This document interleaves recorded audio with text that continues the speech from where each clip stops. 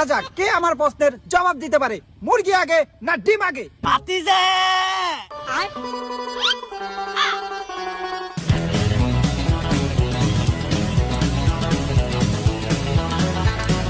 ও মাই god, বুড়া কাকার এত জোর কে?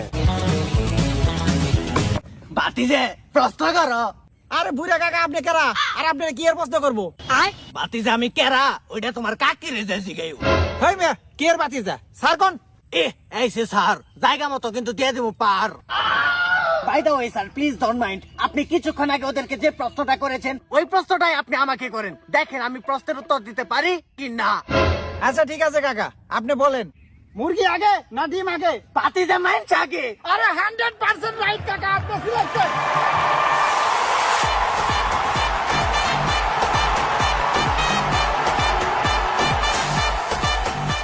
দর্শক মন্ডলী, আপনারা ইতিমধ্যে দেখতে পারলেন আমাদের খেলায় কাকা সিলেক্টেড। এখন দেখা যাক কাকা কি হতে পারবে ফোরনি থেকে কোটিপতি। ওই ভাতিজা হইনি কাউকারে, এই কাকা সম্পর্কে তোমার আইডিয়া আছে? এই পাঞ্জাবিটা দেখছো?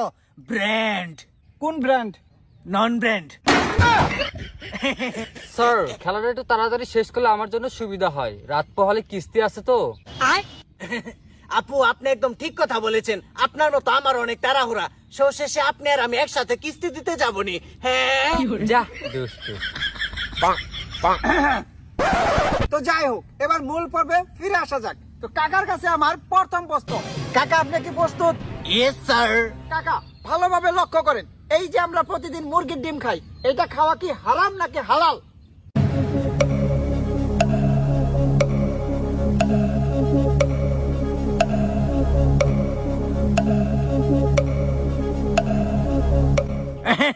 ভাতিজা এটা তো একদম সহজ প্রশ্ন, কিন্তু তুমি আমাকে যে প্রশ্ন করেছো তার এগেইনস্টে আমি তোমাকে আরেকটা প্রশ্ন করতে চাই। তুমি আগে আমাকে বলো, তুমি কি কখনো শুনেছো যে মুরগির সাথে মুরগের বিয়ে হয়? না তো।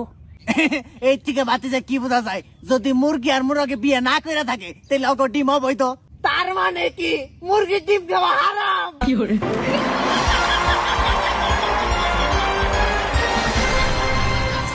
বুঝলাম না, আমি বানি কি প্রশ্ন করলাম আর এই বুইরা হালাই কি উত্তরটা দিল। যাই হোক কাকা, আপনি জিতে গেছেন নগদ 1000 টাকা। কংগ্রাচুলেশন। ভাতিজা আমার টেহাটা। কাকা টাকাটা আপনার ব্যাংক অ্যাকাউন্টে পাঠিয়ে দেওয়া হবে। ভাতিজা ব্যাংকে চলবো না, আমি নগদ নারায়ণে বিশ্বাসী, টেহাটা আমার নগদেই লাগবো। আরে কাকা আপনি বোঝার চেষ্টা করেন, আপনার টাকা তো আমরা